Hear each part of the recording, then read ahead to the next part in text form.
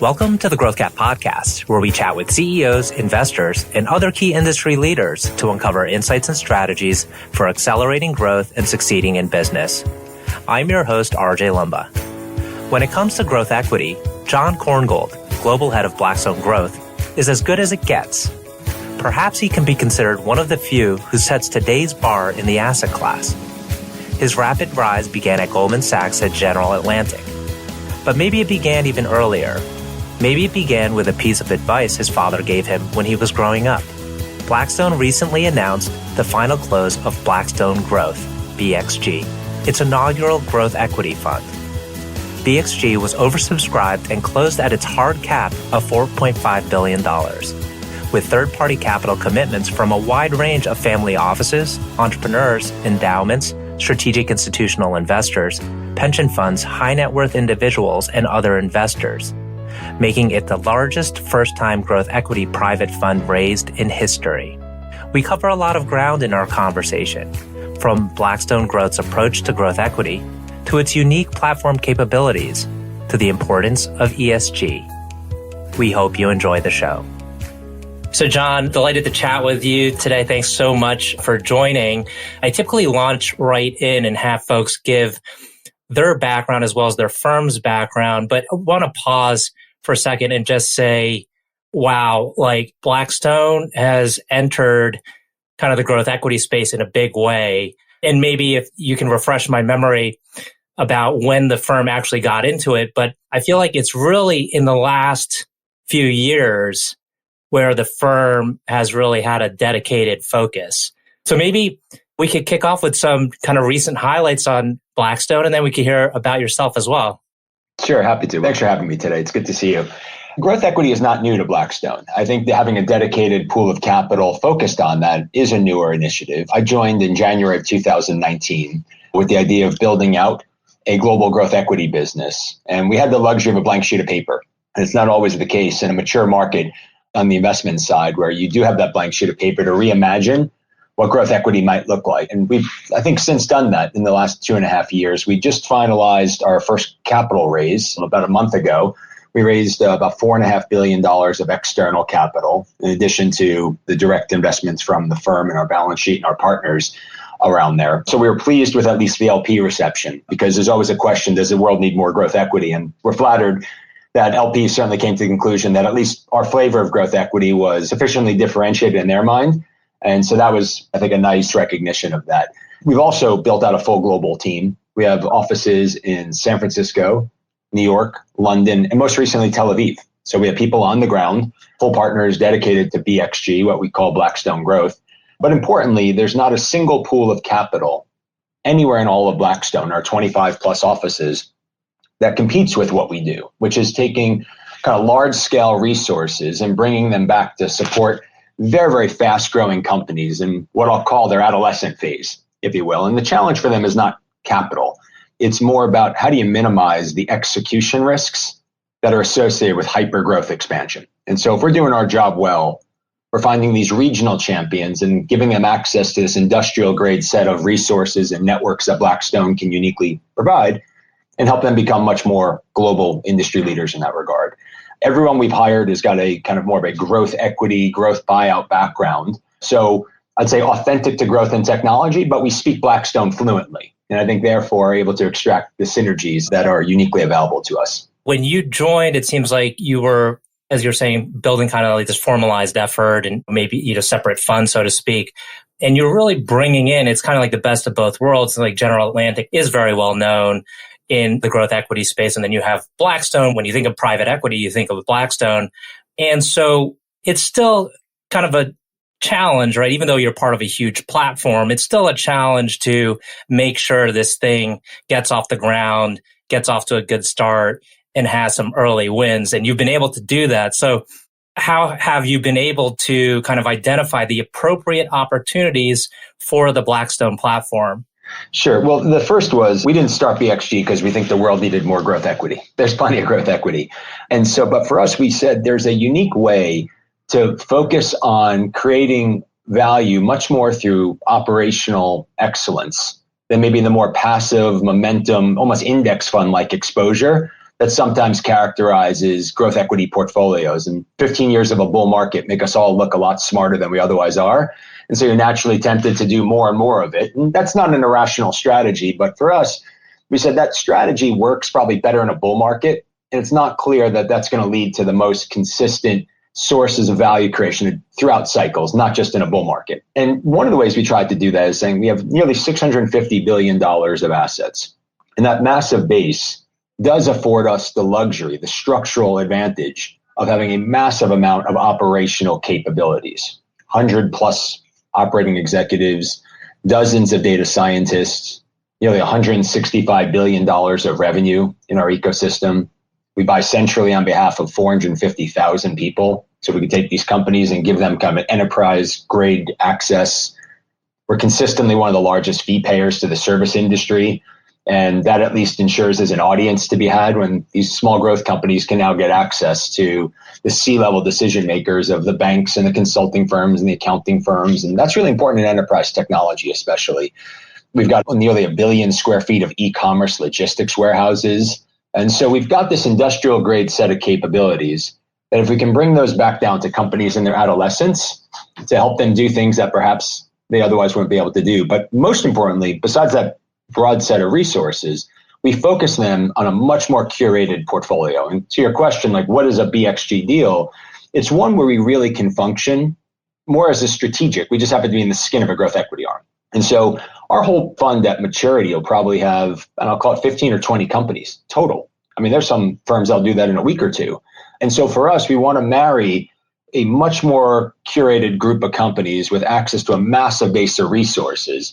And we think by doing that, we really can be a kingmaker and help these companies fight way above their weight class while they have an opportunity to do so. The companies we invest in are not venture stage. Doesn't mean they're not profitable, or they're unprofitable, it must be profitable. For us, it does have to have proven unit economics, though. Right? So the companies we invest in, ironically, don't need your capital. They're looking for capital helps. It's a catalyst to justify your engagement and gives them opportunities they didn't otherwise have. But it's much more around how do you minimize the operational strains? And I'll call that execution risk. And so for us, zeros and ones don't exist in our portfolio, at least in our mindset. And so we're looking for capital preservation minded, but playing for really this open-ended upside. And that's where using our scale does provide these companies with a sufficient escape velocity to kind of get to where they need to be. But the companies we've invested in so far, like a company like Bumble, for example, certainly didn't need our capital. Oatly is another great company we're proud to partner with. Epidemic Sound, GeoComply, Hydrogen Health, Ginger Health. And, we've got a few more we're soon in a position to announce. And each of those were ones that were either entirely bootstrapped or had a great set of early partners, but they saw us as a natural extension of those resources that they weren't otherwise available to them. And so given everything you've explained and the particular flavor of growth equity that you, play in, you alluded to the finite set of opportunities that you would focus on. Does that mean that there are, by definition, less competitors that can kind of fill the specific role that Blackstone Growth would? Certainly capital these days is increasing a commodity. There are not that many companies that can maybe keep up with some of the size checks we will do. I think for us, it's more measured by the scope of a company's operational ambitions or kind of growth ambitions. We're looking for a company where the market opportunity is big enough, I never have to size the market. I have a simple rule. If I have to go hire a consulting firm to measure the TAM, it's too small. If it's not too small for us, it's going to be too small for someone else thereafter. And so for us, the check size happens to be one litmus test, but much more importantly, it's the scale of their ambition, where maybe those ambitions have outgrown growth equity. They just haven't outgrown Blackstone just yet. And when you take a look at Blackstone and kind of all the headlines that are coming out recently, growth happens to be one of the main themes. So it really feels like the firm as a whole is focused on this strategy. Where do you see this kind of heading over the next few to several years? Well, I certainly think that growth, the natural selection bias, is it puts you on the right side of history. There's great tailwinds. Yellow pages were great until Google came along, and taxi medallions were great until Uber came along. So we're always looking for opportunities to leverage innovation, both offensively to kind of get exposure to the best ones. But we're very mindful of making sure we're not in legacy companies that are also at risk of being disrupted. And so the whole firm, if you look at all of our asset classes, we really do operate as one Blackstone. and cross-pollinating the IP that we're picking up across all of our individual business units to help give us an edge as to where the world might be moving. So if you look at our Blackstone Capital Partners group, which is our large-scale private equity business, a huge portion of their activity over the years, not just in the recent year or two, I mean, just in many years under Joe and Martin and the team there, have really pivoted towards kind of the growth-oriented sectors. You look at what we're doing in BAM, very much the same thing. BXG by definition, our real estate portfolio has always been indexed against e-commerce and kind of fast-growing areas of life sciences. And so I think what you're going to find is more and more intersection across all of our asset classes that are taking us in that direction. I think a lot of it is because the way we define growth and growth equity and technology is not tech as a destination to itself. I think that's far too limiting. What we've realized is that growth equity is much more around the technology enablement of large traditional industries. So retail and e-commerce, those are one and the same. Or fintech and financial services, those are one and the same. So when people say fintech, to me, it's such a misnomer because there's not an aspect of financial services that's not somehow thoughtfully and extensively using technology. Same here with healthcare and healthcare IT. So you're going to see a lot more coming around that slipstream of growth and technology enablement in Blackstone in the years to come. What we've seen also that's become, I guess, somewhat pervasive across not only the broader economy, but also in the private equity world is this overlay of ESG and, what's happening in business as it pertains to stewardship of resources, broadly speaking. And Blackstone being, again, one of the kind of leaders in the private equity world, would be interesting to get your thoughts on how kind of the firm looks at ESG, how it supports it, implements it, et cetera. ESG is a core lens through which we look when we evaluate opportunities. It's important from a societal point of view. It's important from a corporate values perspective. So everything we do is always kind of viewed in the context of, are we making society better? There's plenty of ways to do good by doing well by society. And, look at the examples in BXG's portfolio. Bumble, for example, where you have kind of promoting more equality. You bring the female at the center of her professional lives. You've got Oatly as an example, which is a massive play on environmental, 80% fewer greenhouse impact because of using oats versus cow milk as an example. We've made certain incredibly ambitious promises, which we've delivered upon with regard to reducing carbon emissions on the companies that we own control of, or making sure there's representation on our boards reflective of the diversity of the world that we live in. And Bumble is a great example of that. Once again, there you have 8 of our 11 board members are female. You have the majority of the Bumble leadership management team is female. And we're not engineering for that. That's just the right way to do business. And if you do that well, we'll go to the end of the earth to go find the best talent pools. And I think that's reflective also in the hiring that we do at Blackstone. So there's great commitment both on DEI and environmental impact. And it's not a fad. And for us, it's just the core way in which we operate our business. That's excellent. Maybe stepping back a little bit, because I don't think we got fully into your background, but for the benefit of our audience, I think they really enjoy hearing, particularly the CEOs, hearing about investors and who they are and how they got their start. So did you always know from the age of 5 that you were going to be in private equity? No way, no chance. I grew up in a family of medicine. My dad's a doctor, my mother's a nurse, my brother's a doctor, my wife is now a clinician. I thought for sure I was going to end up in the medical world. And I would have been happy there. I always look at what my parents have done over the years and I love what they're doing. They help out people. But my father encouraged me earlier on in my life, as I was about to go into college, to say, hey, there's other ways in which you might be able to still make the world a better place. But, the medical world is changing and you at least need to be mindful of how those changes might present themselves. And so what you see my life look like and kind of the autonomy that we have as doctors, that might be different in the future. And it's not better or worse. It's just going to be different. So he helped me at least open my eyes to there are things beyond medicine, because naturally growing up in a family of doctors and you only think that it's only a medical field is your end state. And so I ended up focusing my studies on Mandarin. And for me, I thought is such a great way to challenge myself and take advantage of the resources of a school like what Harvard can give me. And I think it highlighted that inherent inside me, there was this cultural sensitivity, but candidly, it probably wasn't as refined as it needed to be because it just wasn't exposed to much. And you get to a place like that and it opened my eyes. Coming out of college, I ended up spending some time in China which was great. I basically volunteered at the U.S. Embassy in the Foreign Commercial Service. No, I had no intention of being in the State Department. I said, look, I'll work for free. I just want to learn business Chinese, and I'm happy to be helpful if I can. And then that forever changed my course. I knew I wanted to be in a global firm. I wanted to be a citizen of the world, not just a citizen of America. And all too often, Americans carry, unfortunately, a reputation of being more myopic and not seeing the world enough. And that's something I don't subscribe to. I live in New York. It's the most probably multicultural city in the world. But I knew early on in my days I wanted to be part of a global organization. So I went to Goldman Sachs and started in the technology M&A group. And then I wanted to try my hand on the principal investing side. So I moved out to London to go work in their large-scale principal investment team, doing large-scale buyouts. Following that, I went back to Harvard Business School, still committed to staying on this track of pursuing global organizations. And I love the principal side, but I want to focus more on kind of the growth and technology space. And so I left the more traditional buyout world to practice my craft and hone my craft in the growth equity space. And as you pointed out, I had the privilege of spending 18 years at General Atlantic, which is a fabulous growth equity firm, arguably the gold standard in this space. And so if you're going to graduate from a growth equity university, GA is a great place to have done it from.